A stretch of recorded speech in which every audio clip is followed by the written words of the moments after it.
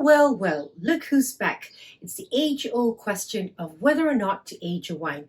It's just like the Taylor Swift and Kanye West feud, and it never dies. And just like that feud, there are some hard facts to back up the debate. According to Wine Spectator, only 1% of wines produced globally are suited for long-term aging. That's right. You're more likely to win the lottery than to randomly stumble upon a bottle of wine that's worth aging, unless you watch this video. And if you still can't picture that, approximately 346.7 billion bottles of wines are produced globally, and 1% of that would be close to 3.5 billion bottles floating all around the world. So if you've been hoarding bottles in your cellar like some doomsday prepper without any actual consideration or system, you might find that all you've been painstakingly hoarding will be nothing but a vinegary mess. Let me break it down simply. If a wine doesn't taste good for starters, don't expect it to get better with time. If, on the other hand, a wine tastes good or even great, then we're talking, and I'm here to walk you through some of the considerations so that you can decide on your own whether a wine is worth aging or not. Of course, feel free to combine that also with some expert opinions that you can find through our best friend, Google. First things first, let's talk about grape varieties. They're like dating apps. Some are more sophisticated with longer-term potential, like Match.com or eHarmony, whilst others are more short-lived and casual, like Tinder or Bumble. Similarly, some grapes are built to age more gracefully, such as Cabernet Sauvignons and Syrahs, whilst others are meant to be enjoyed in their youth, such as most Sauvignon Blancs and Zinfandels. But the grapes are just the beginning. The winemaker's influence is like your wine fairy godmother. She can make or break the night with the right pair of shoes and just the right sized pumpkin. The choices made by fairy wine mothers in terms of grape selection, fermentation methods, barrel aging, and bottling can all impact how well a wine will age over time, and even as to whether a fresher style grape could have potential for aging. As an example, Pinot Grigios are made in a fresh, youthful style in Italy, but in Alsace, due to the influence of fairy wine mothers, they could have long aging potential, oozing complexities and smokiness. And here, they're known as Pinot Gris, but they're the exact same grape. It's like picking out the right outfit or ensuring that you've got the right lighting for your Zoom date. It's the little things that matter. Of course, not all wines are created equal. Just like how you wouldn't take your date to McDonald's unless that's your thing, then no judgments here. Not all wines are meant to age. Lower quality wines, or those made from lesser known grape varieties, may not have the complexity or structure to develop over time. Now let's move on to factors that we as consumers are able to evaluate. And how? By tasting the wine, of course. And if you'd like a crash course in wine tasting, and I say it's a crash course, it's not short, but it's got everything you need to know to make sure that you know how to taste wines, I'll leave a link to my video up here. Acidity is like the fountain of youth for wines. It helps to preserve the wine and prevent it from going bad. So if a wine has low acidity, it's already on the road downhill to retirement. But if a wine has high and bright acidity, it's like it's been eating clean and training regularly, and it's now ready to take on the aging process like a triathlete. Studies have shown that wines with higher acidity have the potential to develop complex, nuanced flavors over time. In fact, high acid whites such as Rieslings, Chenin Blancs, and Burgundies can age for decades and become even more amazing and complex. It's like they're aging in reverse, like Benjamin Button. So if you're faced with the age-old question of whether to age a wine or not, and the wine's acidity is already as flat as a runway, drink it now. Send it to me. And in wine language, a flat wine is usually referred to as clumsy, heavy, or even flabby. And if you'd like to learn more about the language of wine, do check out my video, which I'll leave a link to up here.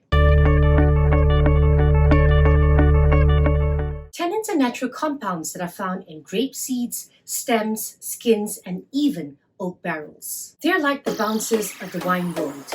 They protect the wine from oxidation, helping it to keep its color and flavors. But tannins aren't just protective. They're also the backbone of wines, giving them their structure and balance. Think of them like the scaffolding of a building, holding everything together and preventing them from collapsing into a hot mess. As wines age, these tannins break down and become more polymerized, resulting in smoother, more integrated textures and flavors. And research has shown that wines with higher levels of tannins are the ones to watch out for when it comes to potential for aging. A study published in the Journal of Food Science found that red wines with higher levels of tannins had longer shelf life and better aging potential than those with lower tannins. You may be wondering, how about white wines, since they don't contain much tannins, and here is where things differ slightly. If you're looking at aging a red wine, you want the tannins to be on a higher side and of pleasant nature. They can be chewy or crunchy, but not the kind of tannins that would dry your mouth out like the Sahara Desert. And if it's also got high acidity, you've won the mini lottery. If it's a white wine, then you want a whole lot of acidity, but we'll be covering some of the factors because your decision as to whether to age a wine or not needs to be based holistically on a combination of factors. And if you'd like to learn more about tannins and what they do for wines, because they do plenty, then I'll be leaving a link to my video called Textures in Wines up here. Balance is like a game of Jenga when it comes to wine aging. Just like how a precariously stacked tower can crumble with just one single block that's out of place, an unbalanced wine can lose its quality and flavors, becoming a shapeless mess like flubber. A study published in the Journal of Agricultural and Food Chemistry found that wines with a good balance of tannins and acidity tend to age better than those with imbalanced levels of these components. Yet another study in 2017 found that wines with a good balance of phenolic compounds tend to have better aging potential. A wine with complexity is like a great mystery novel with twists and turns that will keep you guessing until the end. Just as a good plot needs multiple layers of intrigue and suspense to keep readers hooked, a complex wine has multiple layers of flavors and aromas that will keep your taste buds on the edge of their seats. Studies have shown that complex wines have better aging potential, developing more interesting and varied flavors over time, like a character in a novel who's become more interesting and nuanced the more you get to know them. So if you want a wine that will keep you on your toes and develop into something really unique over time, look for complexities. Alright, let's talk concentration. And no, we're not talking about your ability to focus during Zoom meetings, but rather the level of extractable components such as phenolic compounds, sugar, and alcohol in wines. These factors can all impact a wine's aging potential and ability to develop that much sought after complexity and depth over time. Studies have found that wines with higher concentrations of phenolic compounds have longer aging potential and develop more interesting flavors over time. So if you're considering aging a wine and its flavors are already dilute to start off with, then drink it now because it's highly unlikely to get any better. And if you'd like to learn more about concentration, balance, and pretty much all the factors that we speak about in this video and how to evaluate them, be sure to check out this video, which I'm linking up here. While some wines are intentionally left with high levels of residual sugars, and those would be sweet wines, most dry wines actually have very little residual sugars. So what's the deal with it when it comes to wine aging? According to a study in 2018 by Sachs, residual sugars can lead to the development of interesting and complex flavors over time, especially in wines with high acid. It's like sugar and acidity are actually frenemies that make each other better in wines. Yet another study in 2015 found that wines with higher levels of residual sugars tend to have more intense aromas and flavors, plus a better overall balance after aging for a decade. That's like wine hitting its peak in flavors and balance just when you thought it couldn't get any better. But too much of a good thing can be bad news bears. Excessive residual sugars can promote the growth of harmful bacteria and cause off flavors and aromas to develop because sugars are a source of food and creates the perfect breeding ground for such creatures. If you'd like to learn about the different off flavors and how to detect them, I'll be leaving a link to my video up here. Now, alcohol and wine have a complicated relationship, just like Ross and Rachel and Friends. On one hand, alcohol can be the life of the party, adding flavors and complexities to your bottle of wine. But on the other hand, too much alcohol can be a real buzzkill, causing unsavory changes that can ruin your entire wine experience.